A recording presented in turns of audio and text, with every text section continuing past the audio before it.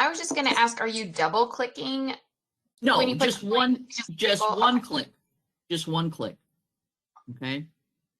I want to show you that over here to the right, if you hold your cursor on that little icon there, it says View Link Table. Okay, you can click on that and bring that up, and that shows you the points that you've placed. Okay.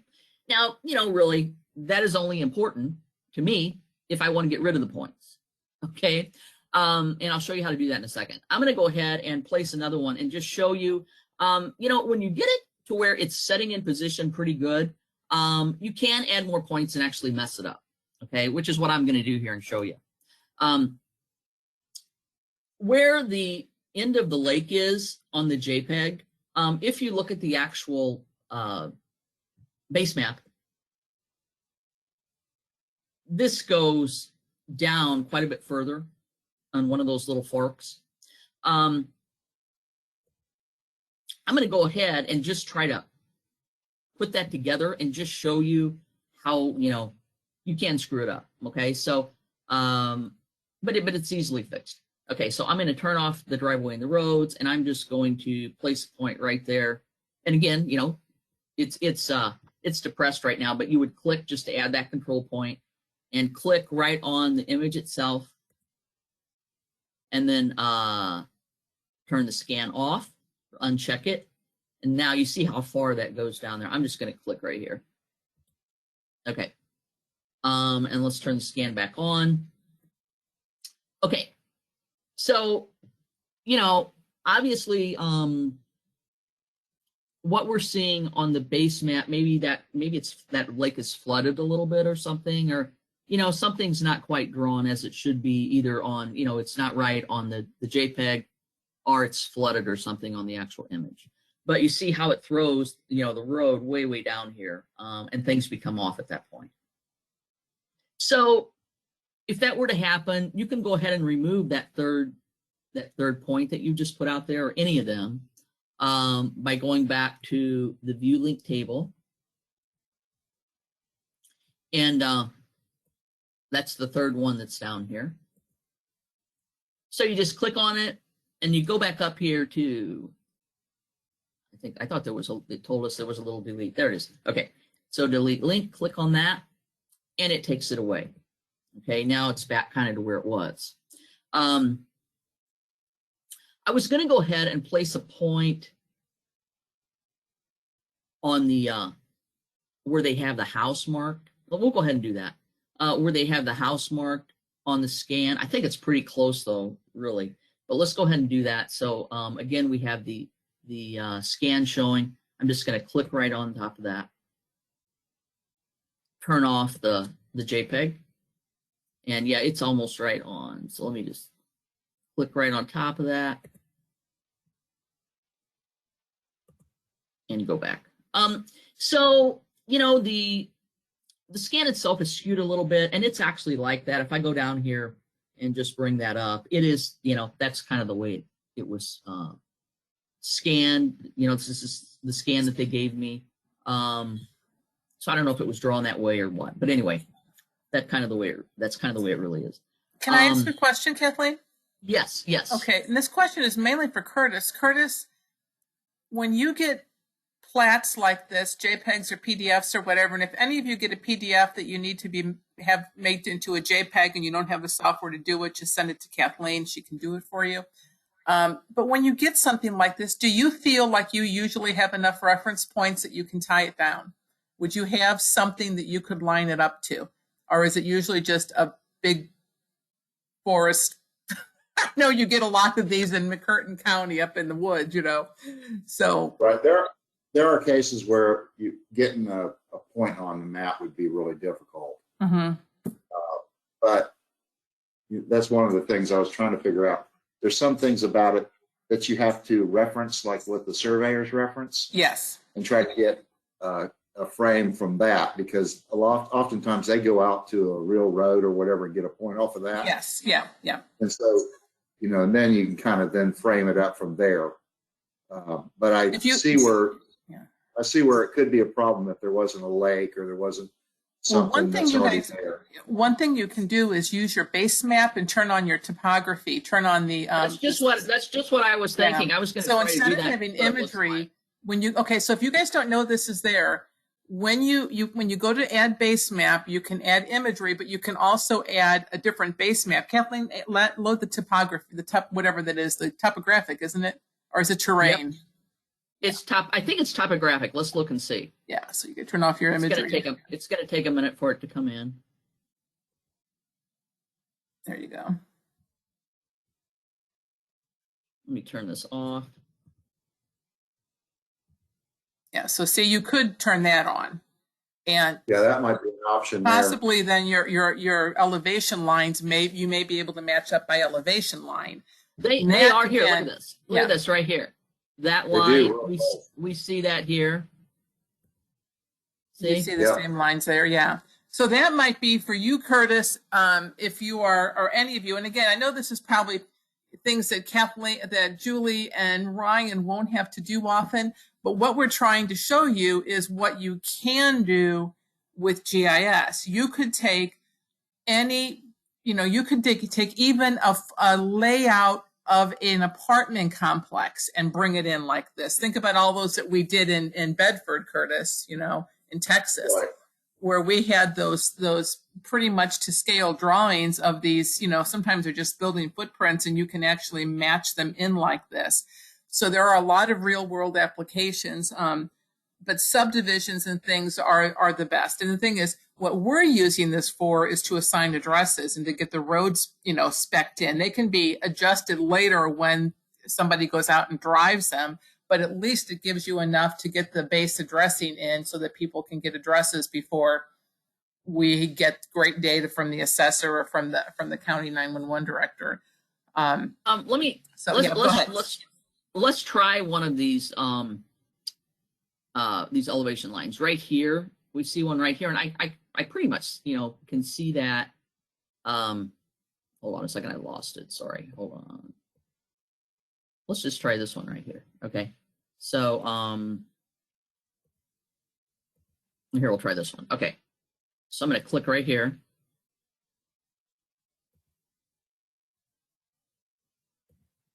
It's right, almost right on. Yeah, that's really close. Really close.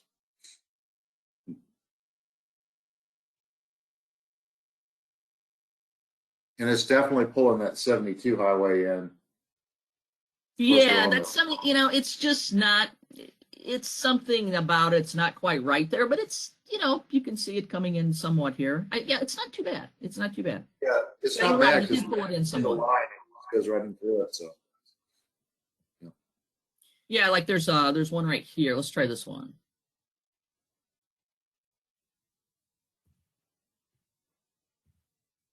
Yeah, it's pretty darn close.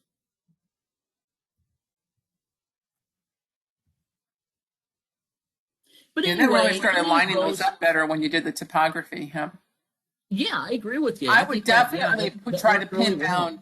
I would try to pin down different kinds of features. And again, I've not played with this, but you got a road. The building footprint on this map helps a lot, knowing that structure is there. Right. And so what we did is we put the driveway and the roads on, and you see where that intersection is right there. Mm-hmm. So we did that first. That was the first point I put out.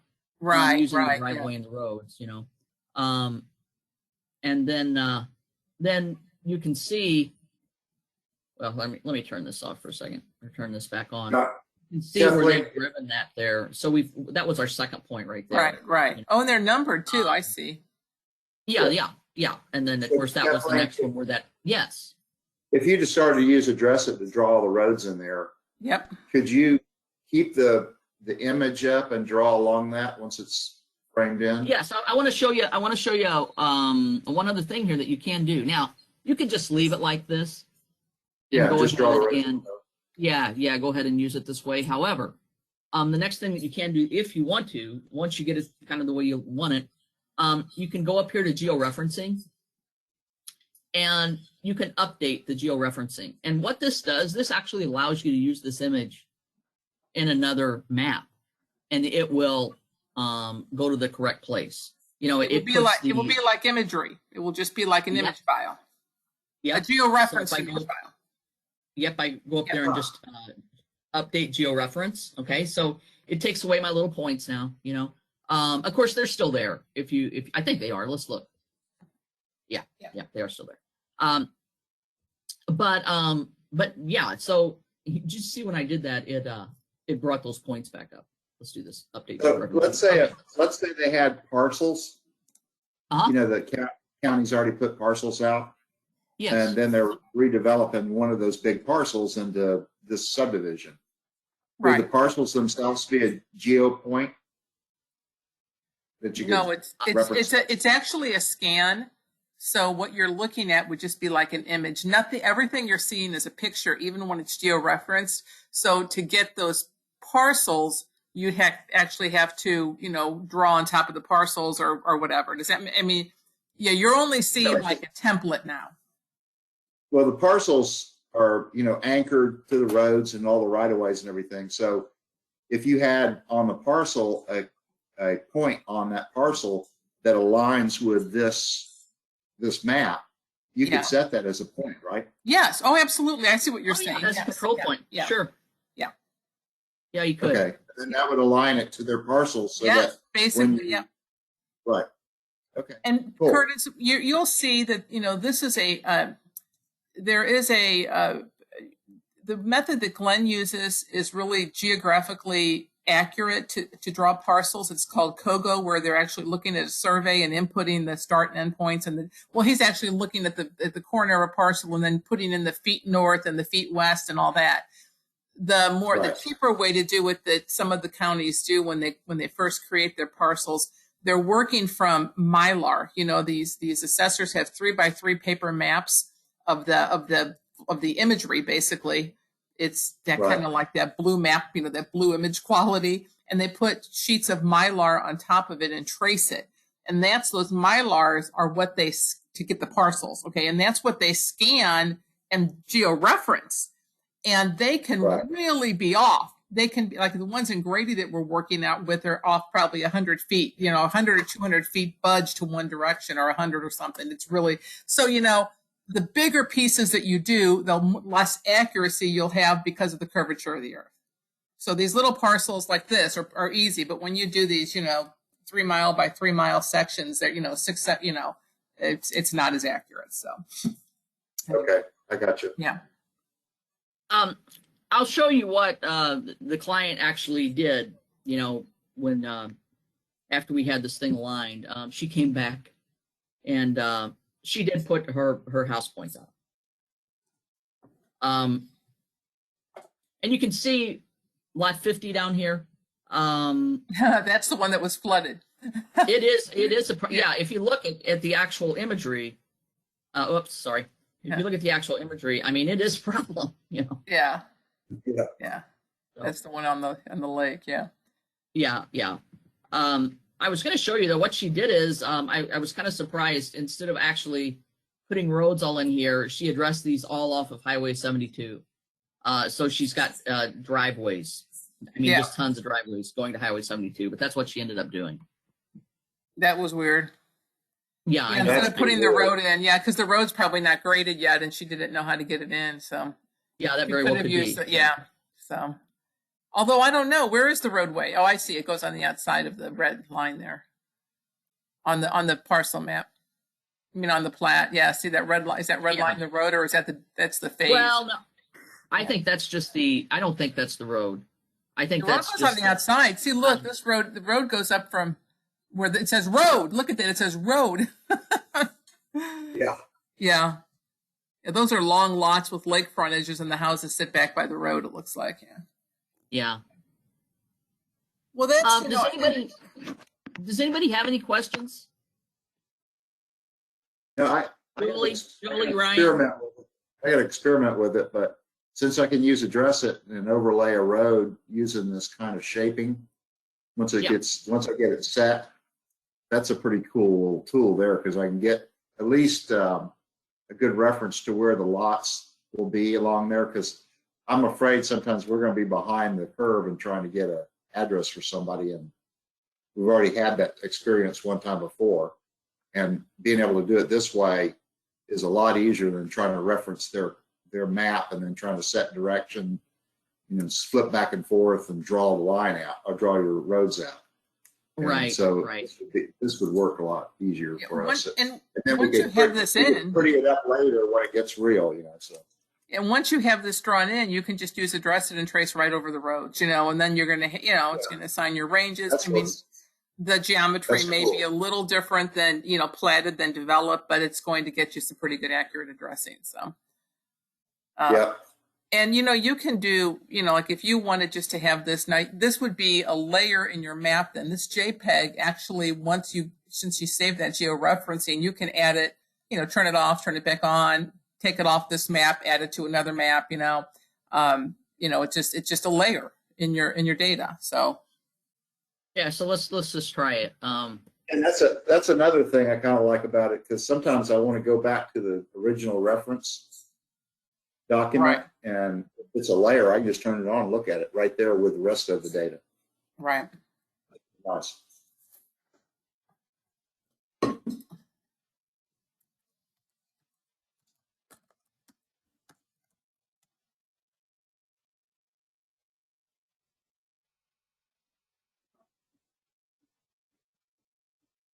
So to put it right here, there we go. Cool. I used imagery with labels too because it had the name of Bass Lake on it.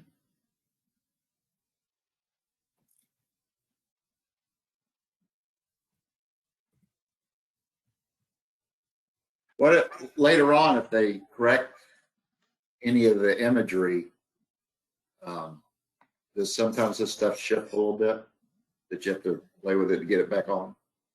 When they shift a little bit, but I don't think it'd be very much. If they're reflying the imagery, you mean in like another year?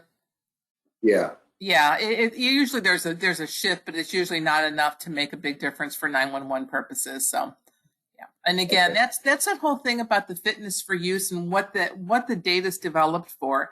This would not be a map that you could use for utility digging, to make sure you're not hitting a buried water line, right? Right. Think about, we're developing information for public safety and for, location of structures and certain landmarks.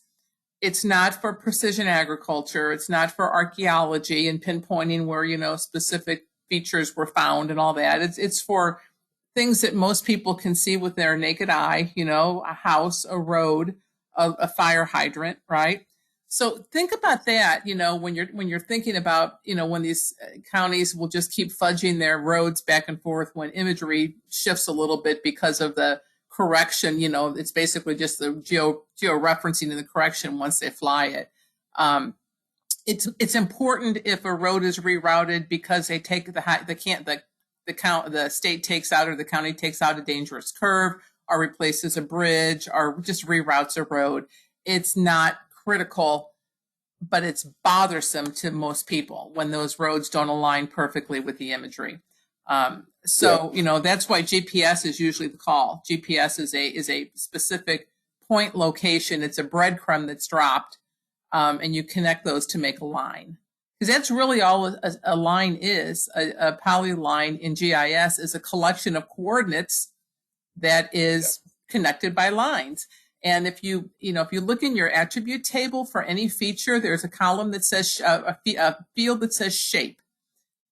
There's a way to expound that because it's just a formula. If it's a point, it's an XY coordinate. If it's a line, it's a series of XY coordinates. They're just all connected, with knowing what order they're in, of course. So that's all GIS is. We call them arcs, but they're not true arcs. They're just really points connected with lines. So that looks pretty good, Kathleen. That looks good. Hey, you took you away can the see background. down here, like I said, took a lot I of was mystery out of how you're doing that. Yeah. Yeah, it's really, once you know how to do it, it's simple. It's simple. But it's something that, Kathleen sent all of you, I think, some information. She sent you this JPEG, and she sent you some data, correct, Kathleen? Yeah, I sent you the same data I have loaded right here. And all of you have access to imagery, and all of you, online base map and the topography, the topographic base map. So, you can play with it, see if you can pin it down. And if you get stuck, that's why, Kathleen is here. She provides support on demand for our internal staff, as well as scheduled courses, and as well as our clients. And Kathleen learned to do this, I think, because of your archaeology work, right?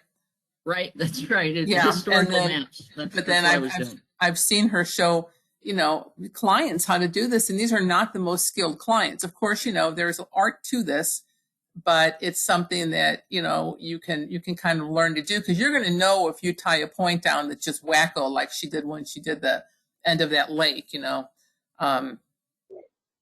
Features like lakes change. Well, and what's interesting, I was looking at this, the lower point of that lake right there. They actually have, it looks like they have a control point there. Yeah. So, it's They may have used other imagery though. Yeah. They may have used, this imagery, that's one thing on an image that you're going to see a lot of changes. We're working up in Pike County. Ryan can attest to this, where in the original 2018 image, the river is super flooded. In the 2020 image, it's not. Houses that, one of them, houses that appear, and the other one, they're gone because the flood was, came through and took them out or whatever. So, you kind of take all that into consideration. So always think about the vintage of the imagery you're using and what it was flown for.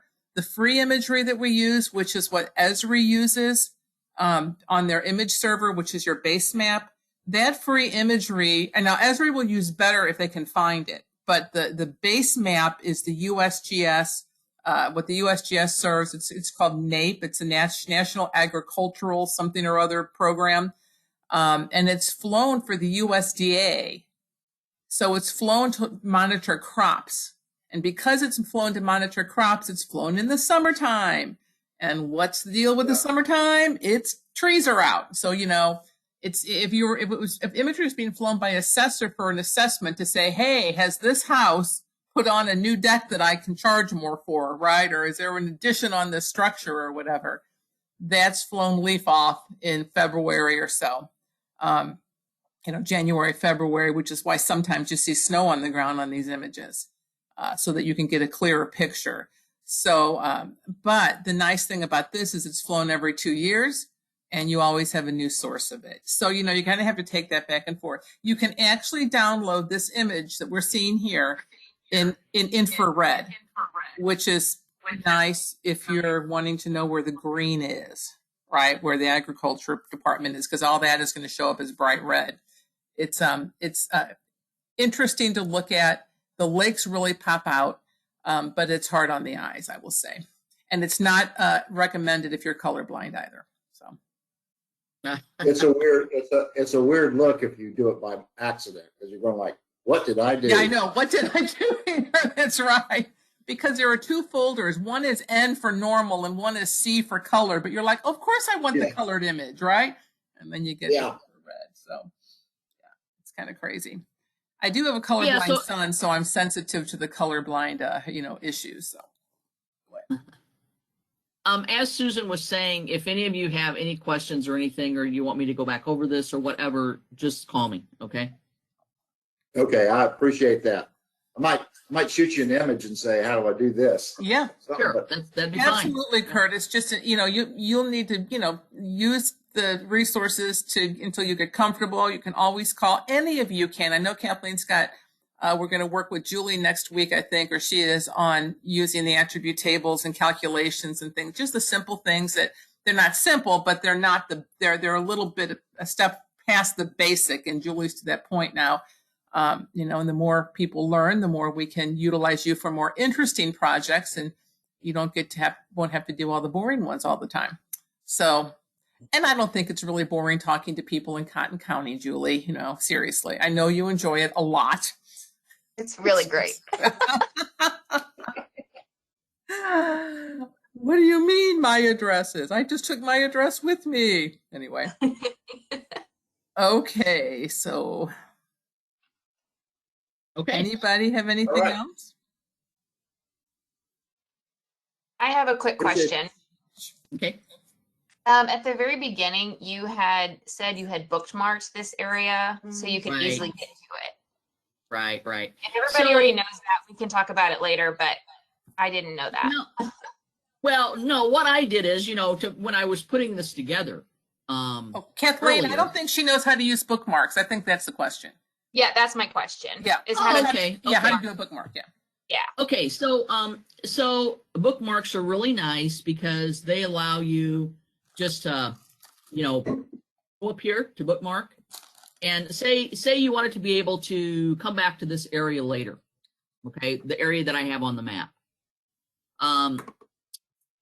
You just go up under bookmarks to create bookmark, and then you name it whatever you want to. I'll call this Bass Lake. Or I'll call it Bass Lake Subdivision or something. I That's just messed okay. that You up. called it back like, yeah. So let's go to a different area here on the map.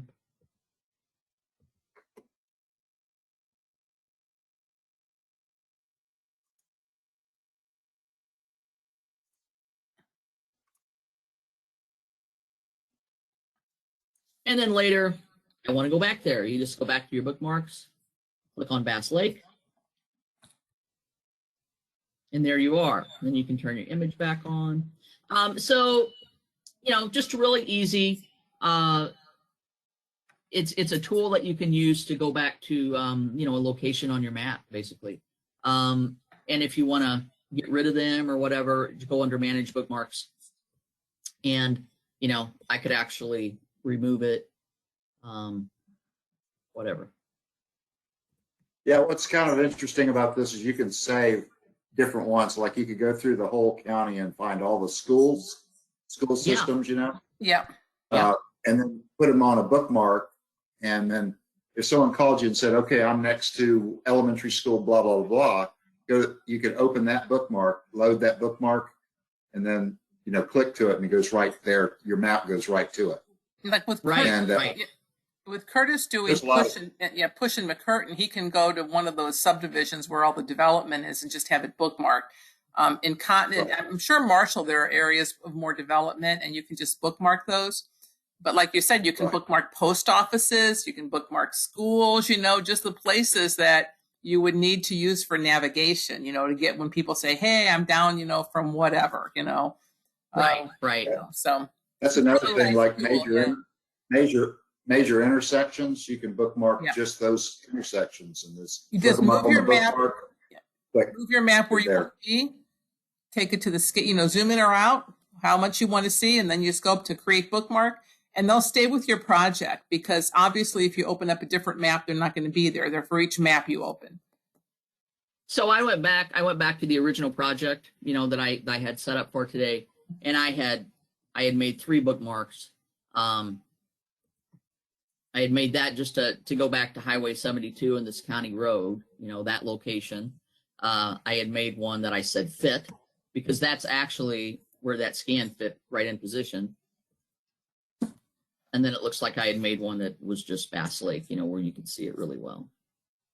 Yeah, I used to have bookmarks for problem children, like open issues. I just set one of them up. And then if they called back in after the county administrator went out there and gave us a solution, then I could go right to it. But I Right. stopped doing Yeah, exactly. different. Mm-hmm. Yeah, that'd be really helpful. Thank you. Mm-hmm.